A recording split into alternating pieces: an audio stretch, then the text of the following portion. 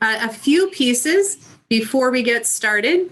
I am your moderator, Jill Barnes, a program manager here at the County Office of Ed. And our wonderful program assistant, Jana Sebastian, is managing logistics. If you have questions for either of us, please pop it in the chat if we can be of any assistance. This session is being recorded and will be made available to Napa County educators, administrators to share out with staff, students, and family, and to support our social emotional work countywide. It will be sent out to everyone who registered for this session, and it will be sent out to our SEL community of practice members. Our schedule today is between 4 and 5 o'clock. Dr. Ginwright is going to share his keynote message, and then he'll have an open Q&A session between 5 and 5:30. We invite your questions and look forward to that conversation. What we would like to do to the logistics for the chat, for the Q&A is going to be to wait until his keynote closes at 5 o'clock. And then when you have questions, pop those into the chat for us, and I'll read each question in turn so he can respond. So it is my pleasure to introduce Dr. Shawn Ginwright. He is one of the nation's leading innovators, provocateurs, and thought leaders on African-American youth, youth activism, and youth development. He is a professor of education in the Africana Studies Department and a senior research associate at San Francisco State University. Dr. Ginwright is also the founder and chief executive officer of Flourish Agenda Incorporated. They are a national nonprofit consulting firm whose mission it is to design strategies that unlock the power of healing and engage youth of color and adult allies in transforming their schools and communities. He has authored many books, the most recent of which is released on January 25th. It is titled The Four Pivots, Reimagining Justice, Reimagining Ourselves, and it breaks down the common myths of social movements, a set of deeply ingrained beliefs that actually hold us back from healing and achieving sustainable systemic change. He shows us why these frames don't work, proposing instead 4 revolutionary pivots for better activism and collective leadership. If you're curious about what those 4 pivots are, tune into his upcoming episode on the Unlocking Us podcast with Brene Brown next week. Dr. Ginwright lives in Oakland, California with his lovely wife, and we are very pleased to welcome him here with us this evening. Dr. Ginwright. Hey, thanks so much, Jill. Honor and pleasure to be here with Napa County Office of Education.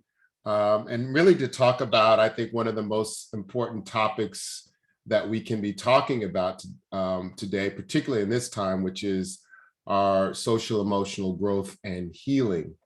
I hope to be able to really share with you both the context of what I feel like is really adding significant stressors in our ability to reach young people and their families, but also leave you with some ways to think about how we can create sustainable growth for adults, as well as healing opportunities for young people in our schools and classrooms. I always like to start with a story, and so I'm gonna do that now. This is a while ago. This is almost 8 years ago. I was doing work with schools to help schools shift their school climates in ways that had a significant impact on the quality of the school day, help them to think about school climate. And in many of the schools, they were calling me to just basically help them do firefighting around fights and things that would just pop up. So I went down to San Diego to visit a principal who had called us and talked about what was going on in their schools. And it turns out in San Diego that the African-American students were at odds and had several fights with the Mexican-American students. The teachers didn't know how to facilitate conversations or to reconcile the issues between the African-American students and the Mexican-American students. They had a significant presence of police, and they just didn't know what to do. So they asked me to come down to see if I could facilitate a process that would actually allow the school to move forward. So I went down and went to the school. I arrived at the school at about 8 o'clock. and our meeting was to happen at around 8:15. So I waited, I got into the school, the office, and the administrative assistant said, the principal's on his way. I waited for 10 minutes, no principal. I waited for 15 minutes. So now it's 8:30, about 8:30, and the principal still hadn't arrived. And so as soon as I was getting ready to leave, the principal walked through the door of the office, kind of beshuffled, and said, "Sorry, Dr. Ginwright, come on, let's get in my office." So we go into his office, and he began to tell me why he was late. He said, I'm sorry I'm late. There was a fight this morning, and there was the police had arrived, and the Black and brown students were at odds and fighting, and the police were removing some of the students from class. And he began to tell me all that had happened that morning. Then he said, and you know what? I have a parent meeting this afternoon, and I have to get ready for a school board meeting the following day. And he began to talk about all of the stuff that he was dealing with. And then he stopped mid-sentence as he was describing all of the frenzy that he had. And then he put his hands in his head, his face in his hands, and he looked up, and his eyes were watering, and he began to sort of cry. And I asked him what was wrong. And he said, you know what, when the superintendent assigned me to this school, I wasn't really ready for it. I've never been a principal before. I don't really even have all the tools. And, my health is in jeopardy. I just got a report from my doctor, and my wife is telling me I should quit. And I don't know what to do. And he wiped his eyes, and he just began to talk about his life, not about the school, not about anything that he needed to do at the school, but he began to share what was happening with his personal life. And I just sat and listened. And as I left that school that morning, I realized that oftentimes when we engage in schools as adults, we think that our charge is to support the young people with their learning and well-being while neglecting our own. And I left crystal clear that if we are to transform the climate of schools, if we are to transform the quality of a school day for young people and the adults, then we have to take seriously to build systems of support to support the adults that are in the lives of young people. How do we expect to create healing? How do we expect to support the social emotional growth of the adults if the adults themselves are suffering, if the adults themselves have challenges that go unresolved? I remember my own time in schools. I remember my supervisor in the program that I was in told me, Shawn, when you get to school, your personal life stays at the front door. You're a professional now. And at the time, I believed her, but we realized and we recognize that that is a mythology.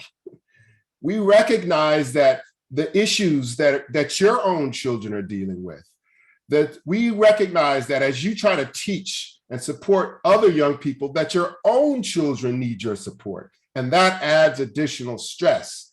And so today I want to talk about the context that we're in and the role that schools should be thinking and taking to actually transform our society from trauma into transformation.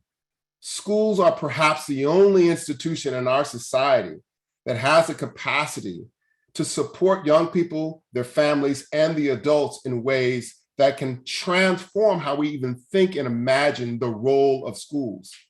So I know Jill shared with you, I'm gonna go off script here, Jill, because I like you. I like y'all, and I'm gonna just go off script, so forgive me. But Jill shared with you that, my new book came out, and that you have to wait till next week to hear kind of about these 4 pivots. No, you don't. You could watch me on or hear me because it's a podcast on Brene Brown's podcast next week. But I want to talk about it now. And the reason I want to talk about it now is because I hope that there's something that I share that gives you the sort of currency to support yourself and your students with the pivot and the change to healing that I think is necessary. Without these pivots, we continue to believe that things will just change and that somehow we'll be all right if we just get back to normal. And I hope that we don't just get back to normal. I hope that we use this opportunity as a space to get better than what we were. And if we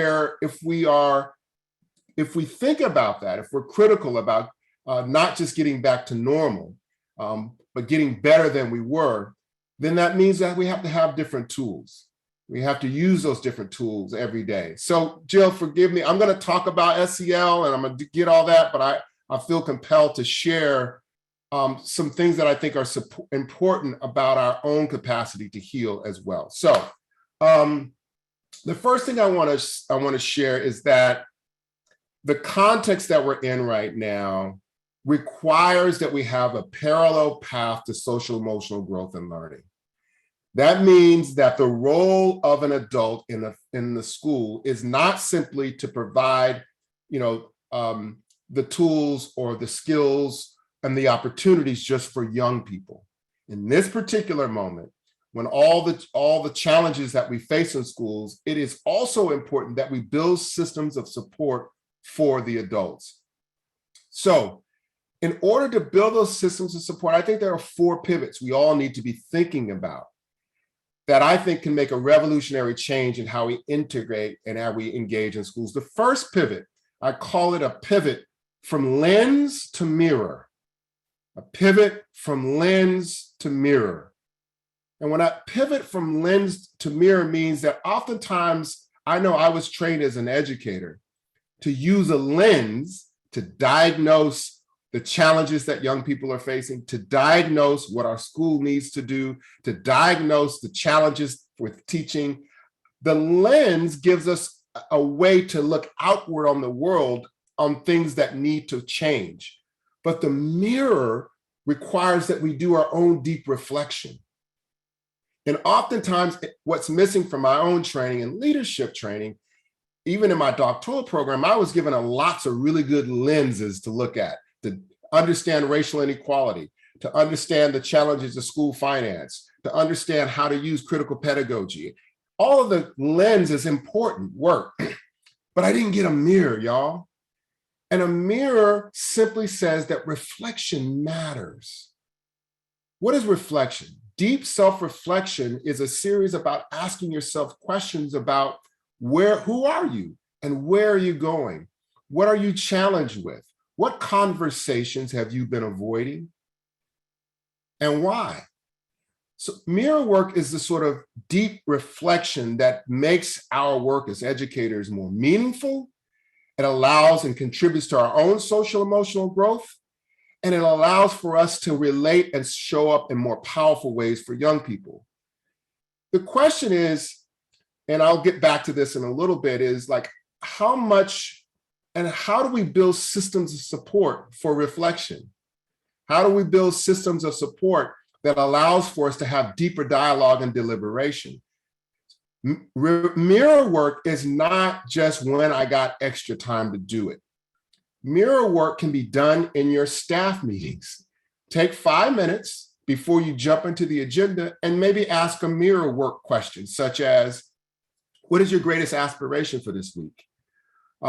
What is a challenge that you hope to solve this year? What is something that's personal to you that you want to show up for you, and whatever the question is? But it's an opportunity for us to build a muscle of mirror work that allows for deeper engagement in our work together. And it also contributes to our own social emotional growth.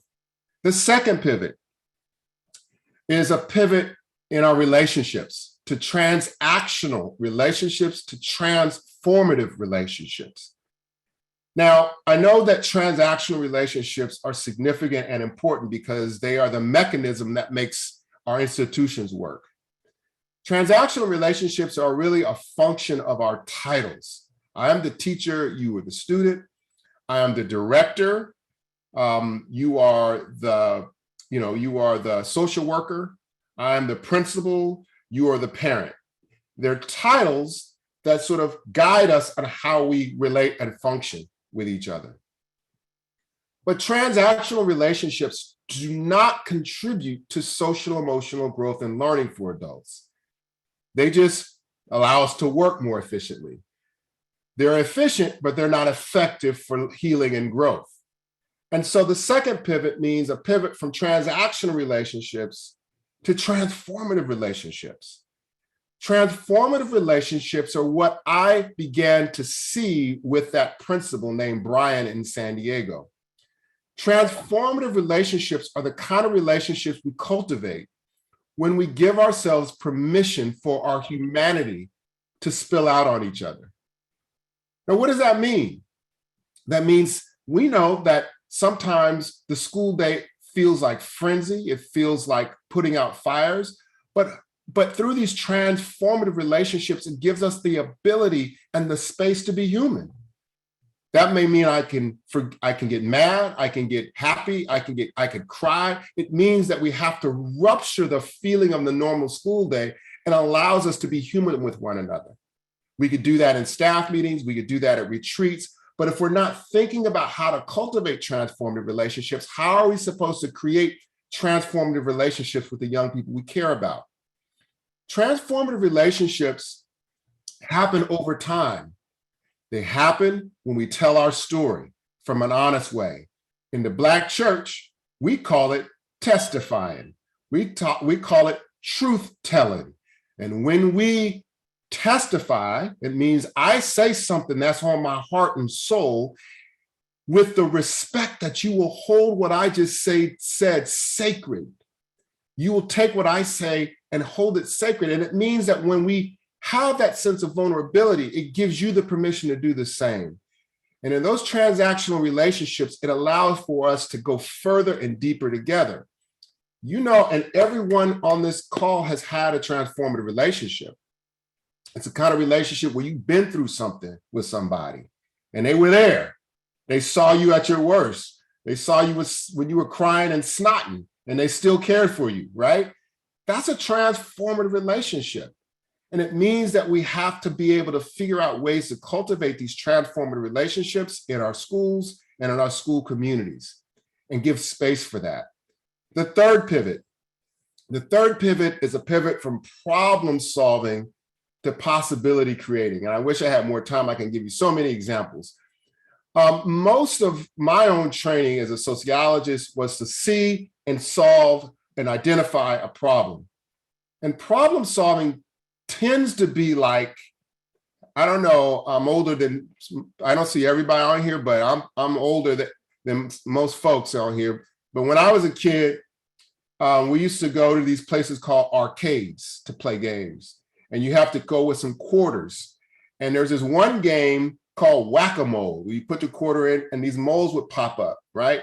So that's kind of like what problem solving is, that when we focus on problem solving, we are always engaged on solving the next problem. Now that's necessary because there's significant problems in our society that we need to address. There's significant problems in our schools. We are dealing with a series of problems in trying to just, when you pivoted from in-person to virtual learning, lots of problems to solve. And it only gets us so far in our own social emotional growth.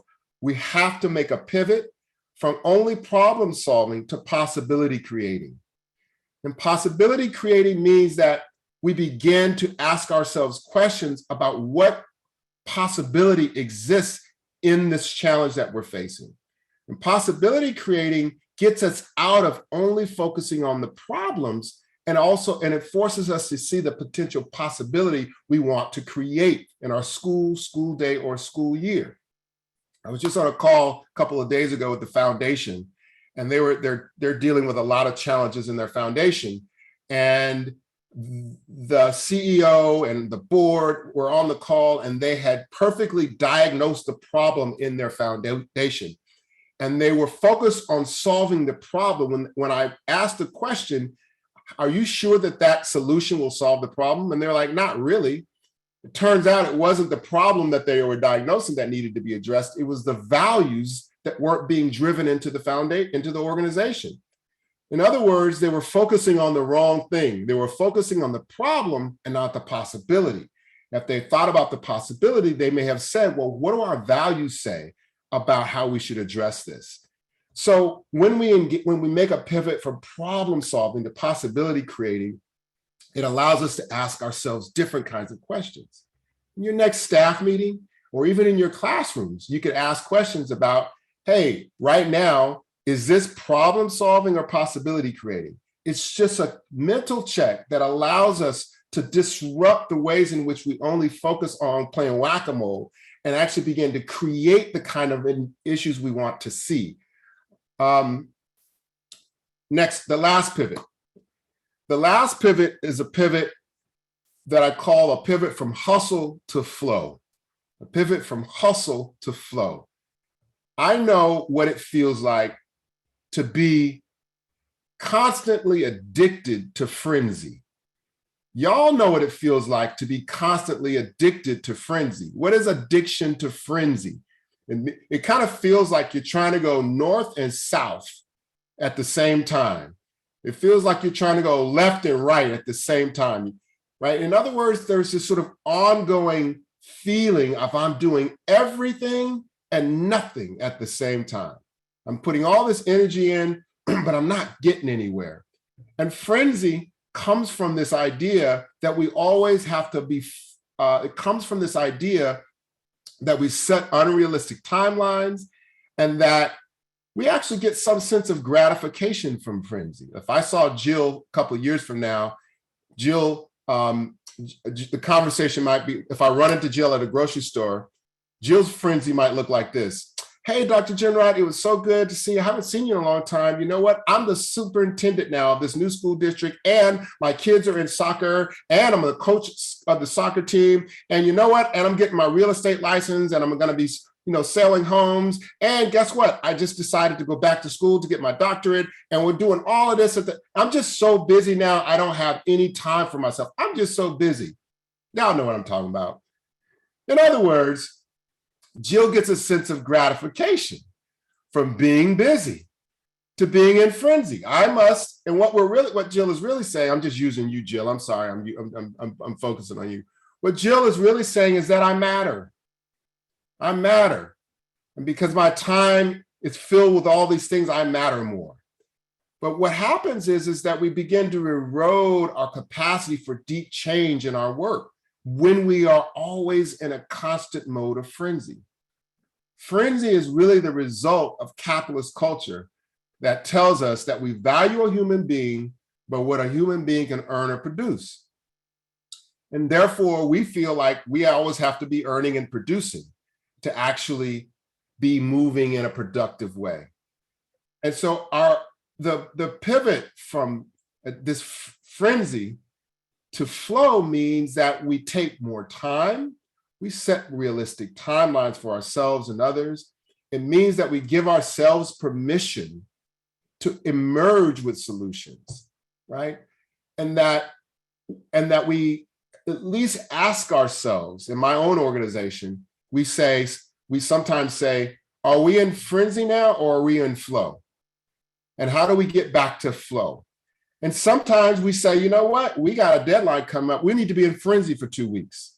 But at least it becomes a conscious way in which we can reset our North Star on what a workday should feel like.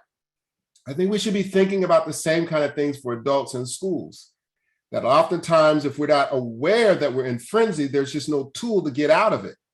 And so we think that the deadlines we get from the central office, from the state requirements, from testing and all these things sort of guide how we should be thinking about the day. But just as important as we have to be thinking about how we actually integrate and create spaces of flow for the day. Now, Jill, I am completely off track right now because I wasn't planning on talking about the 4 pivots. But I wanted to share those pivots with you because I think that they offer some solutions to how we can be thinking about our own role in creating social emotional growth and development for adults. I want to pause here. I'm gonna just pause here. I'm sorry, Jill. I'm gonna just take control of this because I'm gonna do things that I haven't normally done before. I want to pause here.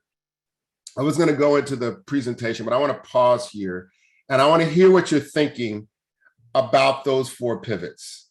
I want to hear what resonates with you, what doesn't resonate with you, what makes sense for you about, we're talking about the social emotional growth for adults in our school systems and how these 4 pivots can facilitate that. One last comment before I hear from you. This is not about self-care. Let's be really clear. I push back on the term self-care because it presumes that the only responsibility of care rests with the individual, rests with you. And it lets the schools and the institutions where we work off the hook. It says that nothing should change in the institution or the system that I'm working with. I just need to do something. That's what self-care says, at least to me. So I want to encourage us to think about collective care and how these 4 pivots might inform the quality of the school day and allow for the systems that we're in to have some responsibility in the care and the social, emotional growth and development of the adults within that system. So I want to pause just for a few minutes. Jill, this is completely like unscripted. I didn't plan on talking about this, but I want to just hear can folks come off from mute or should I just continue on with my talk? No, they can come off mute. I just ask that people either put their thoughts into the chat or raise their hand. And that'll put them right up next to your screen and then they can unmute and share their thoughts about any of the 4 pivots. Okay. I know we didn't go over any of the logistics and I just changed up everything, so I'm sorry. There are a couple of comments in the chat. Okay. Penelope says, I can relate to so much of these 4 pivots. Pivots 3 and 4 are very enlightening. Leith says, self-care, so much of this. Why not develop an environment where self-care isn't needed, including the need to constantly be moving forward? And Anina says, busyness is a toxic addiction that society makes us feel guilty about if we are not busy enough. And we have Sally raising her hand. Go ahead and unmute, Sally. Hi, thank you for your talk, Doctor. The first pivot it's a little abstract for me. The second pivot, the transactional relationships to transformational relationships, I think a big barrier to that sometimes what I see is people are guarded. They're reluctant to trust the person who opens up right away.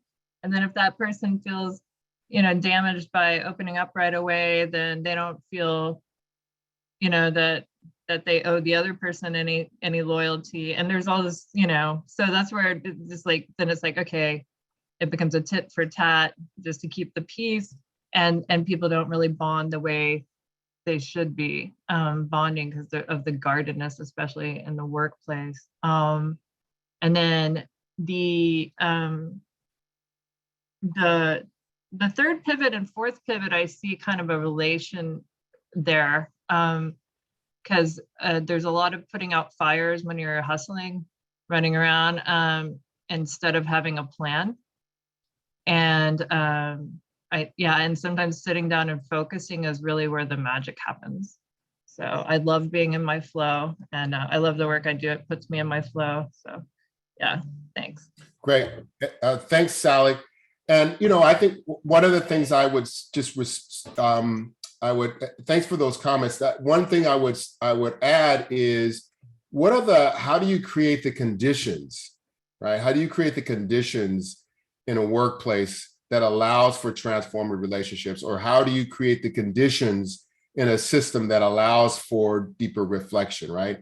And so it doesn't mean we transform the entire district or the entire school overnight, but through these micro practices, over time, if these practices are ongoing, then ultimately you begin to shift the climate of the school in ways that are sustainable for the social emotional growth and learning for students and for teachers. Thank you for sharing that, Sally. Dr. Ginwright, it sounds like you just addressed a good question from Julia in the chat, who asked, how does one try to change in a system that is resistant to change? So those micro practices being an option for moving forward, and the autonomy to do that and keep that momentum moving forward yourself. Yeah, and there's a relationship between the individual and the system or institution that they're in, right? And this is why I think the conditions are important. So if you work in an unsafe, toxic environment, which I'll talk about in a moment, the toxic environment is a threat to our well-being. And so you have to create the structure. So what does the conditions look like? It might look like you form your own small adult social emotional growth group, or your own healing group in the school or in the district that allows for you to meet outside of the toxicity that's in the school. You talk about issues. You may talk about the 4 pivots. It might mean that you integrate micro practices of these pivots into your existing workday and meetings. You could ask questions about, are we trying to solve this? Are we focusing on the problem or possibility? How do we actually engage in some mirror work here? There's ways that you can begin to use these practices that over time then have an impact on the entire system.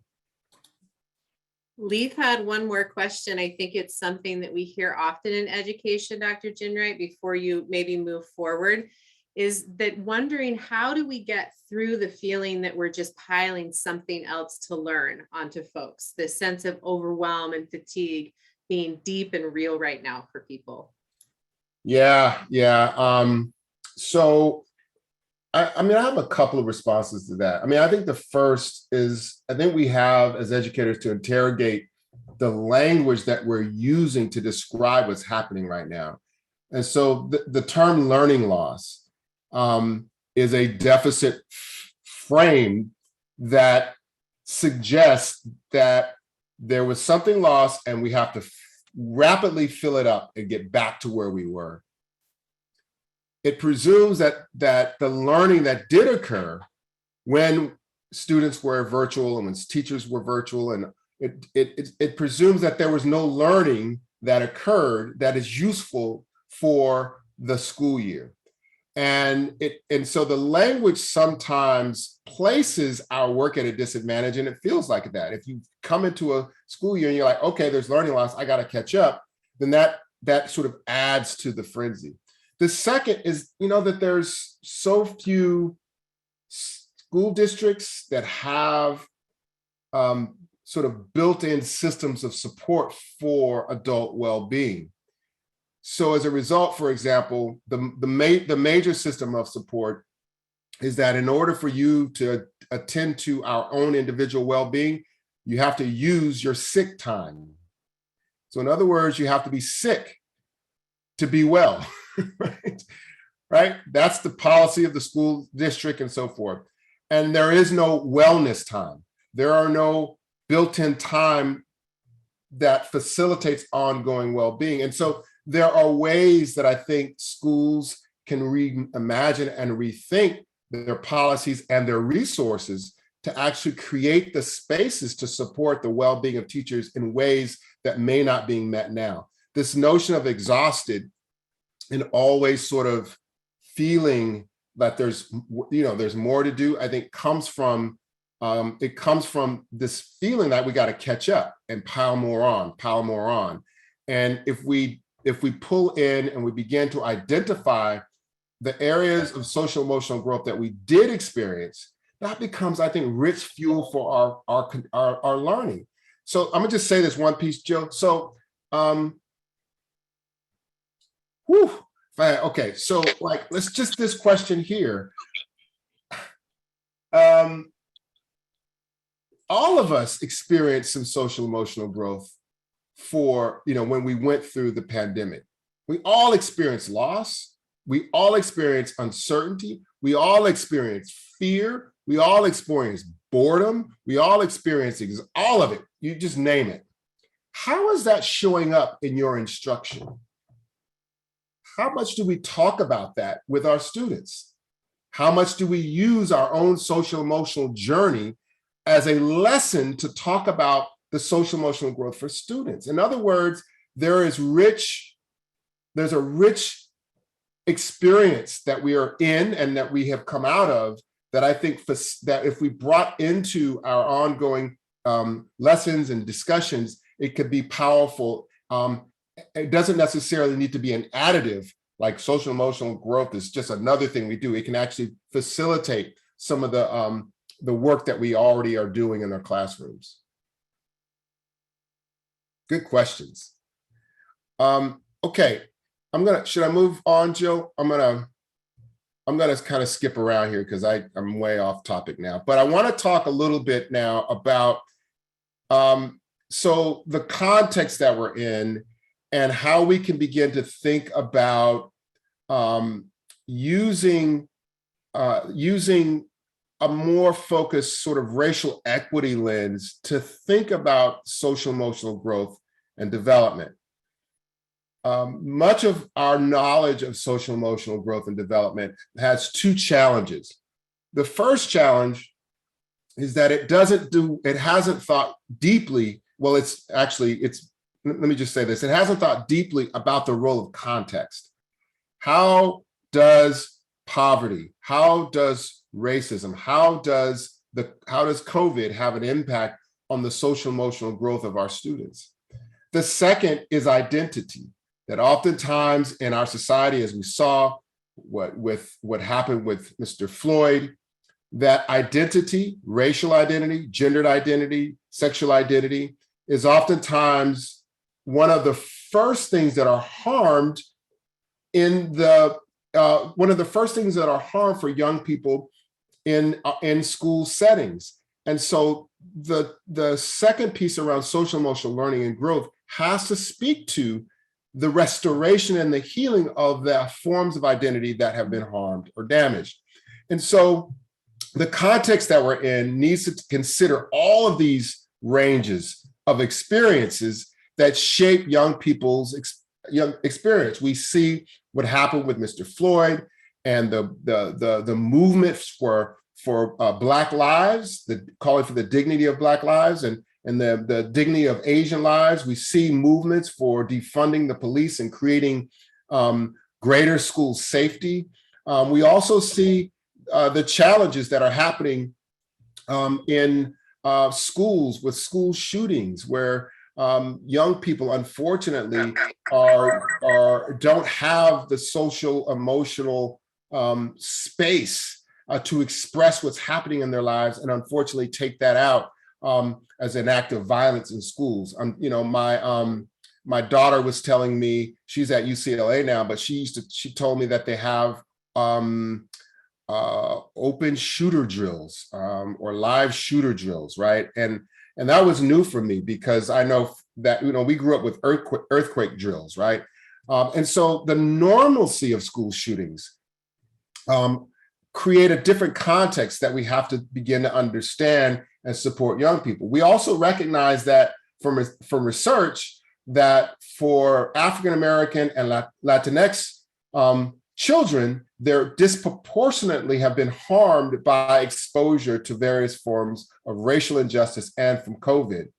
And so if we understand the context, not just the issues reside in the individual young person, but the broader context that makes it challenging for young people in schools, we have to think about shifting from what we have is sort of this medical model of thinking about social emotional growth and development that create and harm children. So we look at treating issues of depression and anxiety and hyperactivity.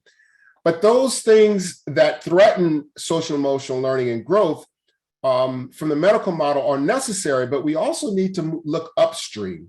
which are the social inequalities, the institutional inequalities, and the neighborhoods and living conditions that actually facilitate, help us to better understand and facilitate harm to young people.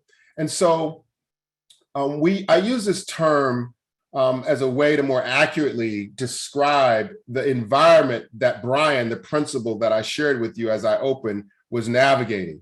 And that is, Brian was operating under a persistent traumatic stress environment. It wasn't post. And so I know that those of us who are trained as social workers and trained as therapists and teachers and educators are familiar with PTSD, but we recognize that there's nothing post sometimes about the challenges and the trauma that young people experience.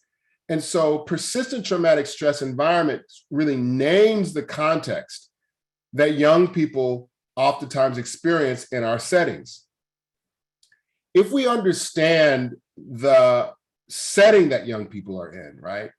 Research by James Gabarino in a book called Raising Children in a Socially Toxic Environment, he says that the environments are toxic, right? That like what Brian experienced in his school, this notion of this constant exposure to frenzy is toxic to our well-being. And he says that social toxins work like physical toxins. Like if you have asbestos and lead paint, and if you were breathing in asbestos and lead paint, it would eventually make you sick. But if you don't go to the doctor to get healed from that exposure to lead paint, it could actually become lethal. Well, Gabarino says the same thing happens with social toxicity. And social toxins are things like fear, uncertainty, shame, stress, disappointment, frenzy. All of these things are in our environments, but we don't oftentimes have the tools to diagnose or support young people who've been exposed. One of the tools that we've been given in schools is discipline. And so discipline and classroom management is the primary way that we respond to students who have deep exposure to social toxicity. And sometimes discipline can reinforce social toxicity in the classroom. And so this model that we use to talk about the ecosystem of harm, but also the ecosystem of healing. That means if this ecosystem of harm, social toxicity are like these rain clouds that are shaped by patriarchy and racism and poverty, and they rain down on us, and they have an impact at us at three levels: at the individual level, they have an impact at the interpersonal level, and at the institutional level. And at the institutional level, if we're not aware of how these toxins shape the institution then produces its own values and practices and policies that actually go back out and create and reproduce social toxicity. So our goal with and these are threats to our own social emotional growth. Notice that I'm using the term social emotional growth and not only social emotional learning. And I use social emotional growth to convey the idea that social emotional learning sort of lends itself to only a cognitive process, right? That social emotional learning means that I learn about my emotions, or that I learn how to have, sort of domains of social emotional development. But growth suggests that it's not just learning that we experience, but that we actually facilitate a much more, that our emotional fortitude or our emotional domains of our experience actually bring us closer together. Growth conveys the notion that it's not just learning that's required, but it's also how we actually support one another. A friend of mine talks about that well-being is a collective process, not just an individual process. And so growth allows us to think more broadly about how to support young people in their social emotional journey. So if it happens on these three levels, how do we begin to think about using social emotional learning and growth and our notions of healing?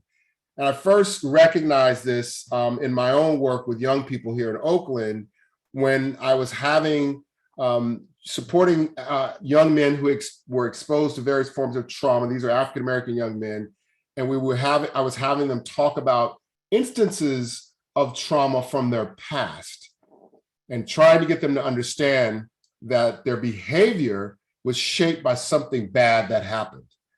When one of the young men stopped me and said, Dr. Ginwright, we like coming here to Laney College, every Wednesday night and having pizza and talking about this, but I'm more than the worst thing that ever happened to me, right? I'm more than just my trauma.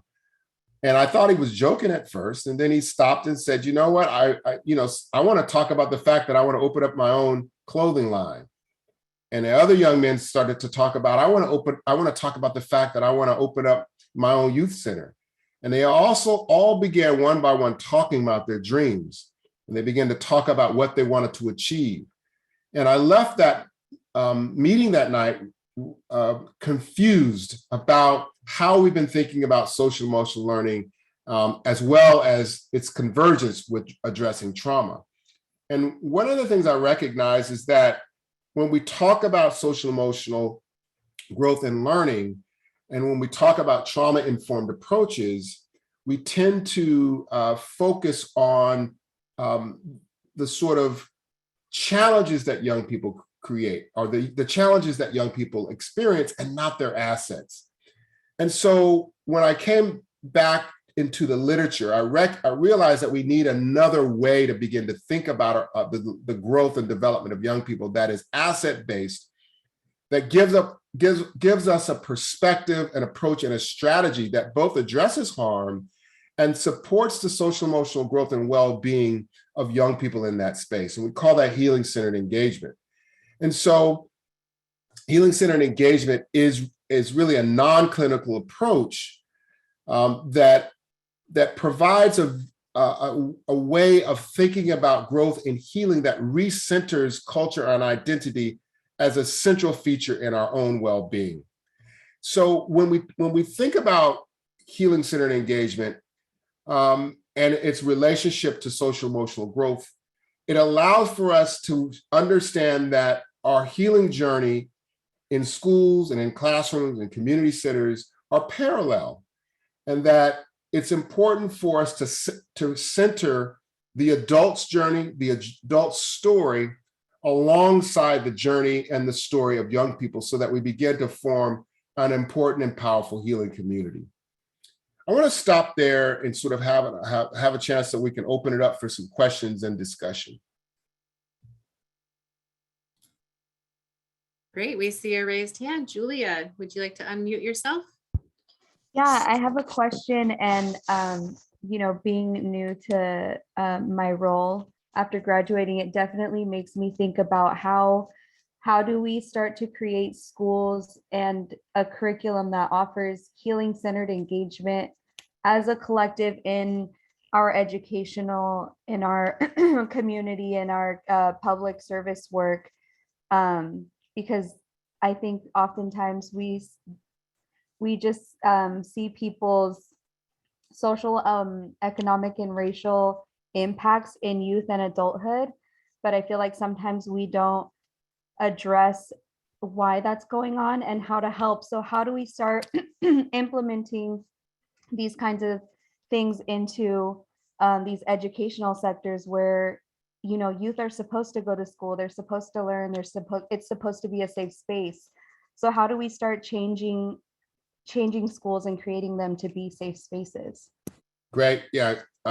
Is it Jill? Thanks, Julia. Is it Julia? Thanks for a great question. I think one is, what I've been saying to superintendents and school leaders is, are you producing the outcomes with marginalized students that you want? That's the first question.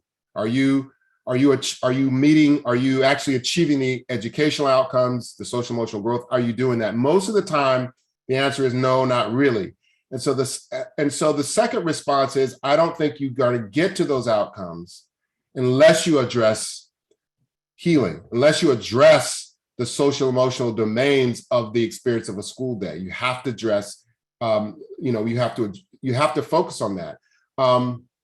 There are a number of school districts around the country now that are really leaning into and focusing on creating healing-centered schools in their cities. The Bronx is one, New York is another one, Los Angeles is doing some work around that. And so what it looks like is, one, bringing together a small group of teachers, parents, and young people just to have conversations about healing, right? That's the first. It's like not to talk about how do we improve the school day, what's the curriculum that we use, but to really actually share stories and create the kind of spaces that are important to facilitate healing. The second is to begin to look at spaces where healing is possible, or spaces where healing work is significant and important in the duration of a school day. And so it could be everything from examining and reimagining your advisory period. I don't know if you call it advisory period. It could be reimagining your use of SROs. I don't know if you call them SROs, but these are like, how are you training your SROs? Are they trained more as sort of like safety officers, or are they trained more as like community sort of well-being therapists, right?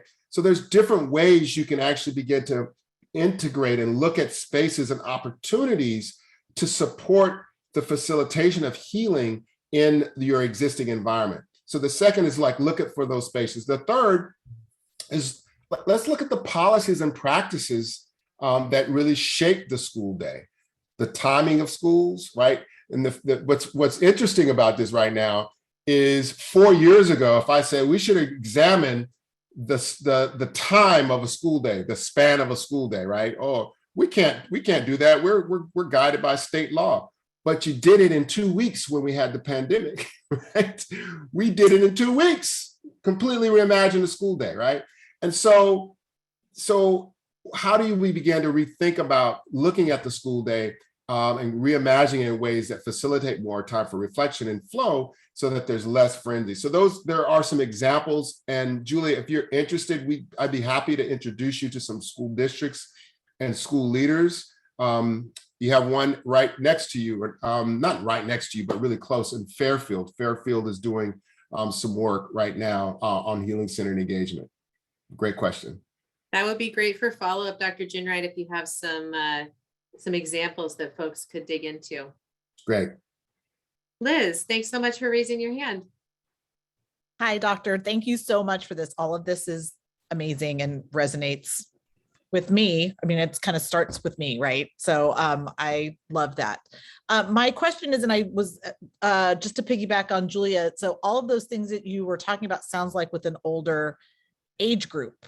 I teach elementary school. So how does that translate with the younger kids in terms of sharing? Sometimes I don't think they know what they're feeling traumatized about. They can't put that into words. So how do I reach kids, in that age group? No, great question. And I think that's exactly, you just sort of named both the challenge and the solution, right? That is, they can't name what they're experiencing.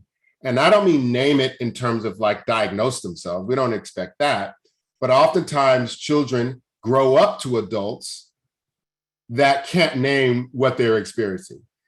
Let me give you an example. My own work with African-American young men, 15, 16, 17, 18, 19 years old, that had deep loss. They may have lost their friend, they may have lost their parent, they may be homeless. And I'll ask them, what's coming up for you today? How are you feeling? And their response is usually one of three ways. I'm cool, I'm all right, I'm good. That is an initial response, because I used to think that that's just how, they're responding. But what they were also sharing is, I don't know how to say I'm afraid. I don't know how to name the fact that I'm pissed off at my father for leaving my mother and leaving me. I don't know how to say that I'm uncertain about my future. They didn't have the tools. So your solution is emotional literacy, right? And that's something that you can do pretty easily. There's lots of tools out there that begin to build young people's and children's emotional literacy, from happy and sad as the most basic to much more complex understanding of emotions. And so I think that your challenge, they don't know how they're feeling, is also the solution. So hope, by the end of the school year, maybe, and you could, if they come into the school year, you might want to say, okay, how you can take an inventory of how many emotions. Well, on average, kids can name your elementary school. I'm not sure what grade. They name 5 emotions. Okay, that was the beginning of the school year. The goal is for them to name 20 by the end of the school year, right? And you integrate that into your school day, right? You may start off every day with, okay, here's 5 emotions. Which one are you today, right? And just begin to use emotions as a normal part of your school engagement with your students and have a significant and profound impact on them over time. I love that idea. Thank you so much. Liz, I just had a thought. You could get an inside out poster and your kids could draw their own characters for other emotions that are not those 5, right? So they have more than 5, Dr. Ginwright. Other questions right now? Yeah, sorry, I had another one. This is Julia again. In terms of getting youth engaged, like you said, sometimes they open up with, one word, and over time you may build rapport, but how do you get youth engaged in a way that's for them, that they want to come to, and it's not because growing up, Yeah. I had groups like that, and I hated going to them. So how do I, they were just lame. How do we not be lame and be a place that really is welcoming? So Julie, I'm gonna answer your question, because I asked this question 2 days ago to a group of young people in New York, and they said, we have advisory. It's fake. Advisory is not real for us. We just go and the teacher just goes through the motion with their curriculum and they say, hey, do this thing, and it ain't real. And so a pivot around really making it welcoming is, what does that space mean to you, right? Group of teachers we're working with, I'm not going to name the district and out the district, but they had a similar challenge with some of their students. But what we asked the teachers to do is to start with their own story with those students. And it was during COVID, right? It was during COVID. And the teachers were like, the students won't share, they won't share, they don't feel. But when the teacher said, my mother just came down with COVID and I'm afraid, and I may need to take some time off. And she shared that with her students. And what that did is that for her students, they were like, oh, this is real. This is not just what we do to waste time. This is real, because Ms. Lopez just told us she's afraid. And what that did, it gave the students permission to share their stories. And as they began to exchange those stories, they formed, in their evaluations, they said that became their favorite part of the week, when they got to actually talk and share and be real with each other in a way that was safe, so that they felt like it wasn't going to be some gossip, right?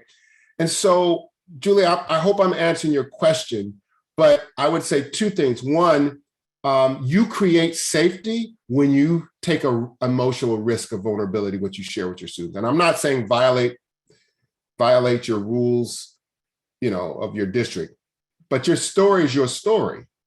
That creates safety. It gives, then the students go, oh, this is that kind of space? Okay. And then second, give them a platform to share, not as teacher and student, but as adult educator, understanding the power that when you share stories, you actually grow in ways that are significant and important for both the adult and the student. Thank you so much. Thank you, Julia. I've heard you talk about storytelling and experience a couple of times, Dr. Ginwright. How do you, relating back to your first pivot, how do you connect that to the mirror? How do you really encourage some reluctant folks that are adults that maybe are missing out on that mirror where you can really develop self-compassion and empathy and have those experiences that make you the model for your kids in, those experiences?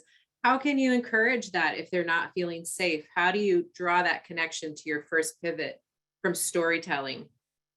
Yeah, well, I think you use just you could use a series of questions that both engage mirror work, but also in that mirror work, you begin to better understand your own story. So I'm going to give you one right now. I shared it earlier really quickly. But mirror work could be a question about what conversation have you been avoiding? And why have you been avoiding it? Now, some of you be like, I don't have any conversations I've been avoiding. Well, that's cool, but I know that I have some with my son and with my mama and with my dad. So asking yourself that question, right? And then beginning to work yourself through, that's the mirror work. Now, the second part of the question is how do you use that to create space for students? After you work through your question, you could say, this is what I did in my own mirror work. Now let's have you. Now, this is probably more appropriate for older students, but you could give that same question or similar kinds of questions to your students and have them respond as well, using mirror work, but also creating that important transformative space that allows for students to show up in powerful ways.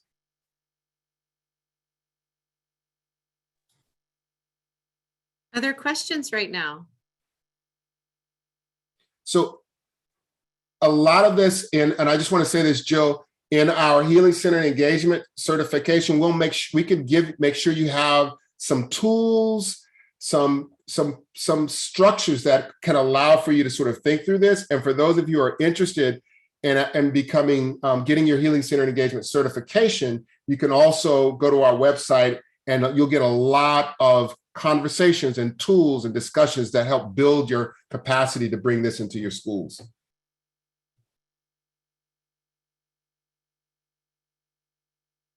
See lots of nodding heads.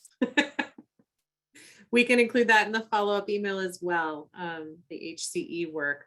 Jennifer, I'll be happy to put his website for Flourish Agenda into the chat, and it'll go out in the follow-up email as well. Other questions for Dr. Ginwright?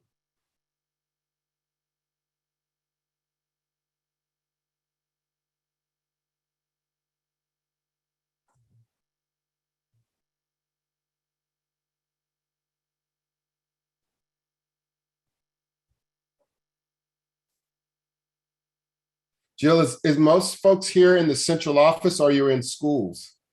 We're all over the place. All over. If you would like to, would you guys mind in the chat going ahead and putting where you guys are, put your organization and maybe even your role, if you would like to share that as well. And then Dr. Ginwright can get an idea for who's in the room.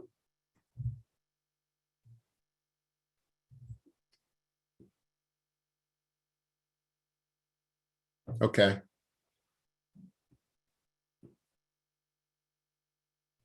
Okay. Okay, cool. Woo-woo.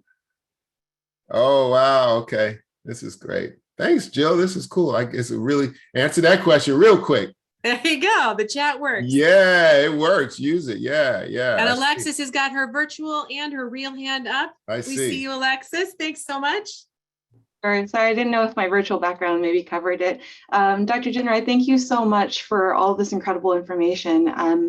I find myself often working with adults who don't directly work with young people, but are potentially in opportunities or roles where they could be engaging young people more collaboratively, particularly around decision making.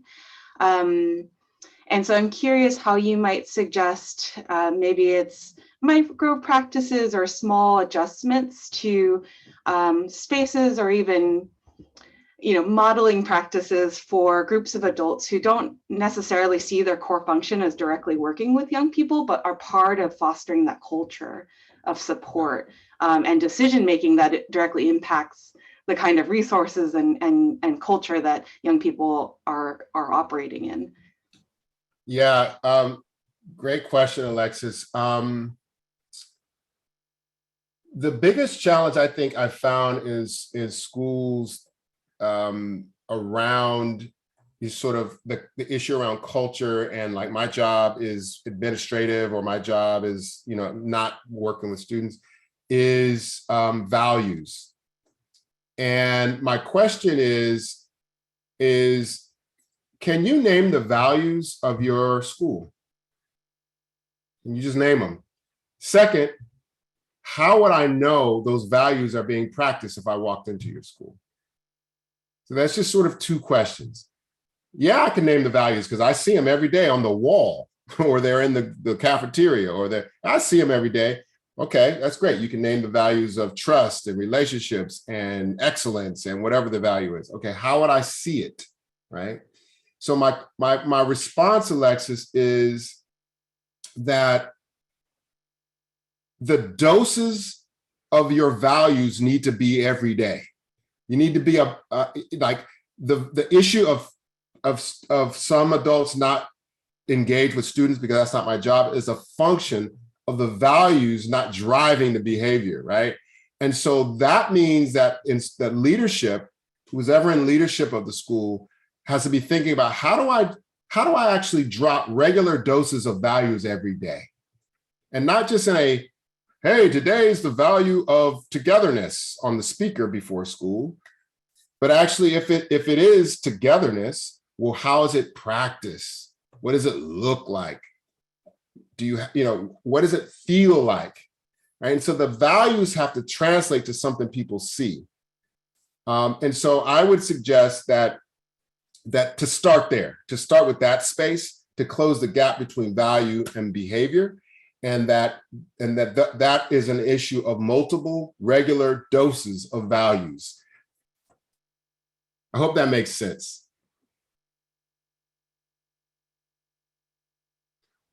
I can give you just real quickly, in my own organization with Flourish Agenda, we say we're a values-based organization. So what does that look like?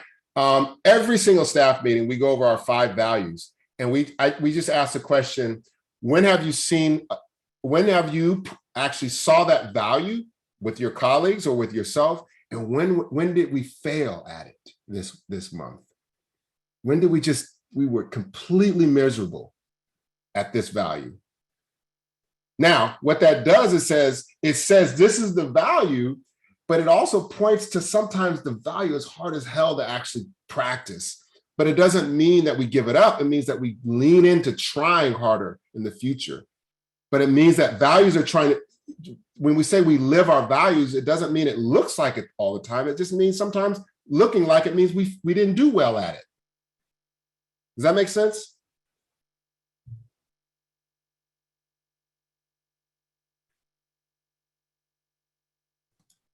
You're reminding me, Dr. Ginwright, of when we first moved towards PBIS in California, and we had lessons about this is how you move in a common space. This is what it looks like, about the actions and behaviors, very discrete, very concrete.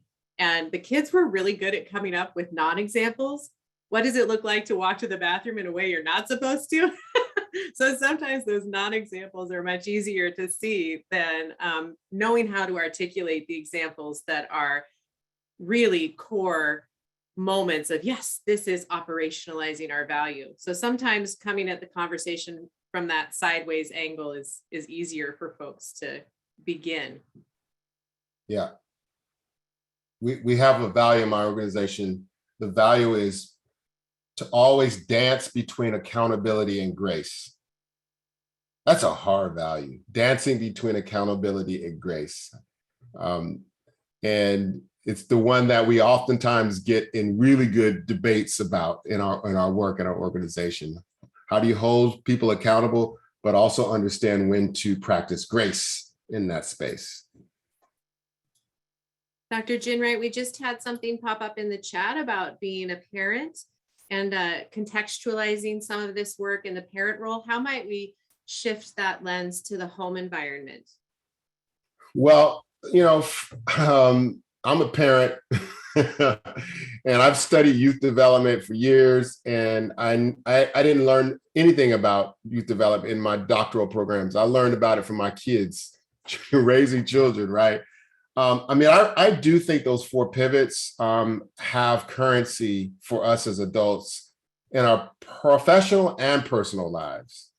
If we are always in frenzy, if we are not figuring out ways to cultivate, transformative relationships with our children, if we're not practicing reflection, a mirror work, then it's not just our professional lives, it's our personal lives. In fact, some of the best mirror work that we're going to get will come from your children and your spouse, people who are really close to us. If I said something about you, you'd be like, he doesn't know me. That's not, I don't need to reflect on that.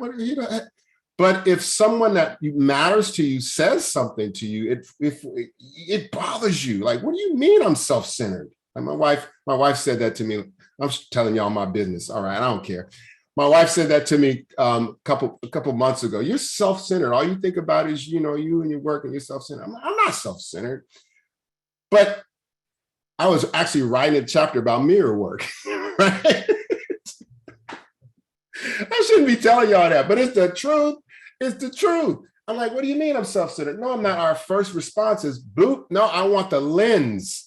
The reason I have to do this is because I got to write a book, and I'm a professor and I have to write, and that's the lens work. But I said, well, I'm actually having to practice mirror work. Okay, I guess I have been thinking about this, and I had to do my own reflection before I had to circle back and had a different conversation.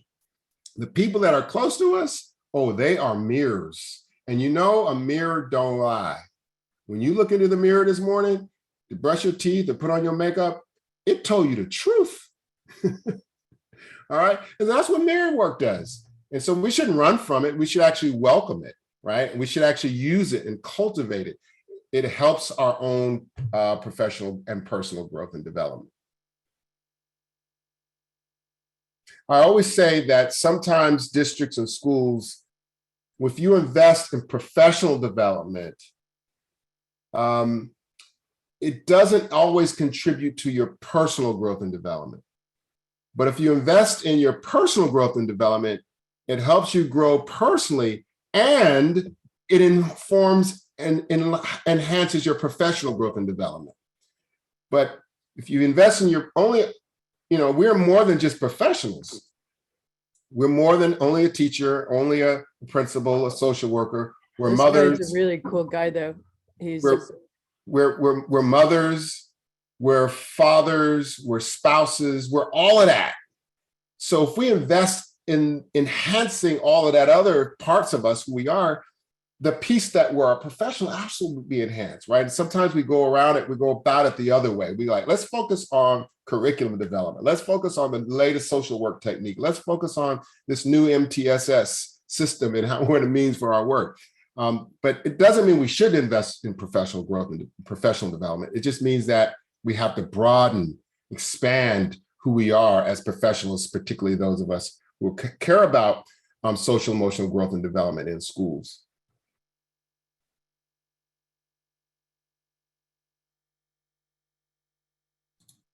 Julia, it looks like you have another question. Thanks for Sorry. raising your hand. This is like literally the best thing ever, but I have a question. You mentioned earlier that there is some type of capitalistic, I forgot what you said, emotion behind certain systems. And this training seems very like sociological, and you're talking about it as like a community center, not an individualistic point, right? Because it's not just the youth or the person that's being affected, it's the person and everyone connected to that person and their traumas. So how do you start to shift the narrative? Because I mean, capitalism at the end of the day is such a strong and very, very hard thing to kind of chip at in ways of almost decolonizing. So how do we begin to do that in? Yeah. Thanks, Julie. You're I want you to join one of our healing centered learning circles. Your questions are really good. And so there's a distinction between capitalism and capitalist culture, the culture that capitalism produces. What I'm talking about specifically is the culture that capitalism produces that isn't well for us, not the system, the economic system that generates inequality and wealth and disparities, but the culture of the capitalist culture, what that produces. And so part of capitalist culture produces a culture of individualism, a culture of Horatio Alger stories, a culture of frenzy. If I do more, I get more, right? And a culture of meritocracy, right? This idea that you deserve it and you don't deserve it. And so there's a bunch of residual cultural residue of the system of the economics of capitalism. It is the cultural residue or the cultural production of what capitalism does that's not well. And so what I'm questioning and challenging is we have, I'm not an economist, so I'm not advocating, or I don't know what to do about the economic system except buy local and, I understand other systems, but what I do know is that if we're aware of the cultural production of that system, we can make different decisions in our institutions, right? We can make different decisions. And I'm telling y'all, this next generation, like my son's age, he's like 24, my daughter is 23, they're getting ready to, this next wave, they're talking about cryptocurrencies and new economies and blockchain and all this stuff that I'm going, wow, it's going to transform everything. It's just like the internet was, right? It's like, oh, who needs an internet? What is an internet, right? Anyway, I'm a little too, I feel like y'all family. That's why I'm kind of off the cuff here. So We appreciate it. We like that. Thank you, Julia, for your question. Emily, I see your hand raised. Yes, sorry, it took a moment. I just wanted to go back to your comment about how we look in the mirror and we see ourselves. And I actually look in the mirror and I think I look darn good. And then I see a picture of myself and it isn't like what I think I looked like in the mirror. So my comment is, I think sometimes our best reflection comes from other people. True that. And sometimes, Emily, our mirrors they actually distort, right? So if you have a mirror, Yes. you have mirrors that sometimes distort, right? They actually just distort. Yeah, go ahead. Yeah, that's the one I use that makes me look good. Well, I'm not saying that, Emily. Come on, brother didn't say that, Emily. I don't see your picture up here, but I'm sure your mirror is not distorting to make you look beautiful. Yeah, you're making me think of filters, Emily. That's a whole other rabbit hole. Wow, that's a good that's a good invention. We should have mirrors with filters and all that, right? We can see what we want to see. Thank you for your question and your comment, Emily. I just put the Flourish agenda, and then Jill, you'll have this information in the email too. But I just put it there. If people are curious about that learning journey, you could click there and get more information. Thank you so much. He added the link to the Healing Centered Engagement Certification Pathway on his website. So that's in the chat, and I'll also send it in the follow-up email. And Jessica, I see your hand up. I have a question about the second pivot. I feel like, I guess my question is, because it sounds like basically you're just giving people the opportunity in the space to speak their truth. But my question is, like at my site, when that happens, it really just turns into a venting session. And so it can get really negative. And then it just stays really negative and it just seems to not really go anywhere else. So my question is that the objective, or do you move it along into a more positive light in some kind of way? Or No, great question. Is it Melanie? Jessica. Okay, Jessica. No, great question. There was just as a quick example, there's a school that had called us because there was a huge problem. One of the teachers had made inappropriate sexual comment to a student. The young women and young men organized and demanded some changes in the school. The principal decided not to address it head on. And that actually made it bigger and worse.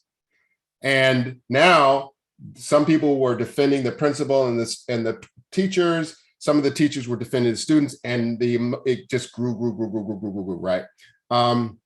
So it's so important.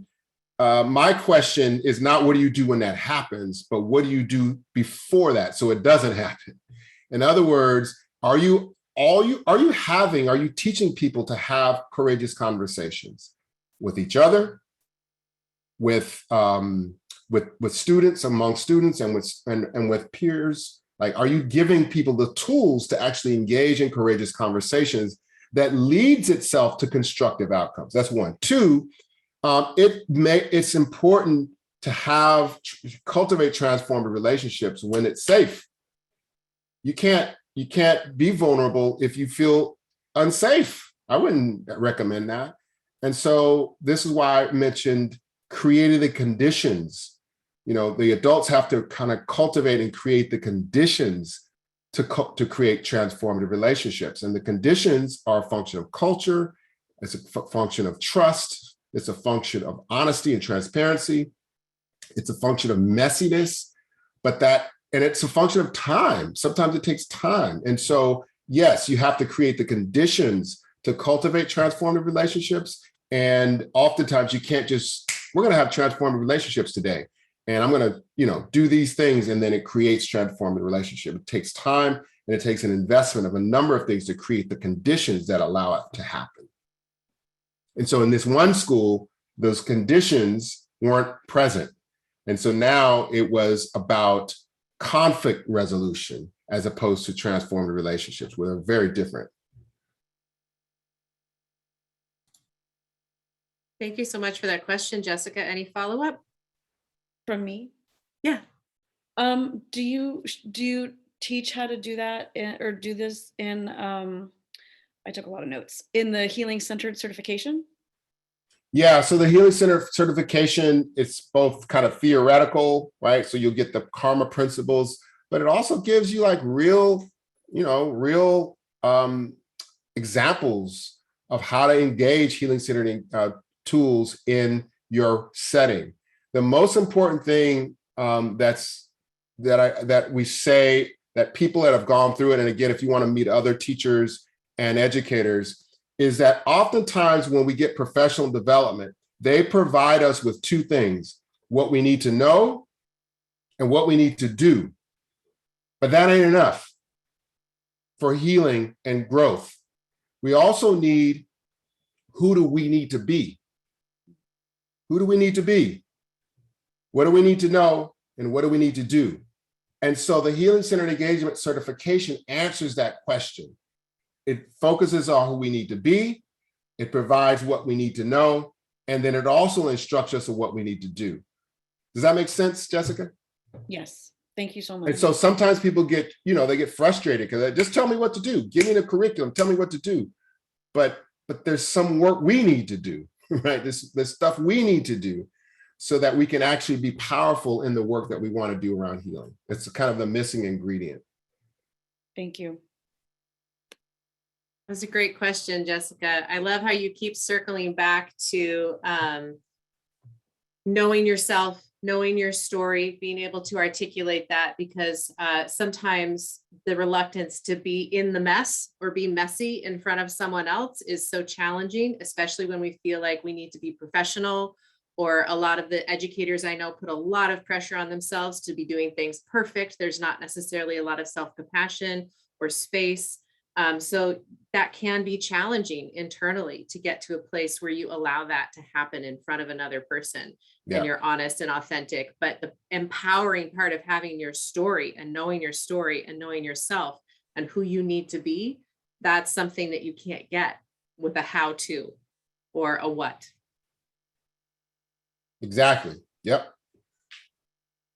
We are only 3 minutes away from the end of our time with Dr. Ginwright. No. That was quick. It was. Any last questions that we'd like to close on, or Dr. Ginwright, do you have some closing thoughts? Well, I'd just like to say, the work that you're doing and the work that we're engaged in, at this time, this work is so critically important. And my hope and my message to educators around the world is to lean into some of these practices, to use these practices so that we ask the questions about who we need to be to support young people in more powerful and profound ways. That's the transformation that we need to be thinking about, and then build systems of support to allow that to happen. When we do that, we're going to be able to talk about a new way to think about schooling and education. And I hope to encourage everyone to check out Healing Center Engagement Certification, where we spend a lot of time. We got trainers that have been doing this around the country. And again, Jill, if there are school leaders that you're curious about what it looks like in a school district or a school, we'd be happy to provide you with some people to talk to. That would be wonderful, Dr. Ginwright. Thank you so much. We will include this information in follow-up. And we're just so grateful to you for your time and your expertise. We feel like your family too. We feel like I'm all fired up in my seat right now. So we're with our peeps, and we just really love that you were able to find time for us in your schedule and bring your voice to our evening. So thank you so much, Dr. Ginwright. If you have any questions, please go ahead and stay on with me, but have a wonderful evening, everybody. Take care.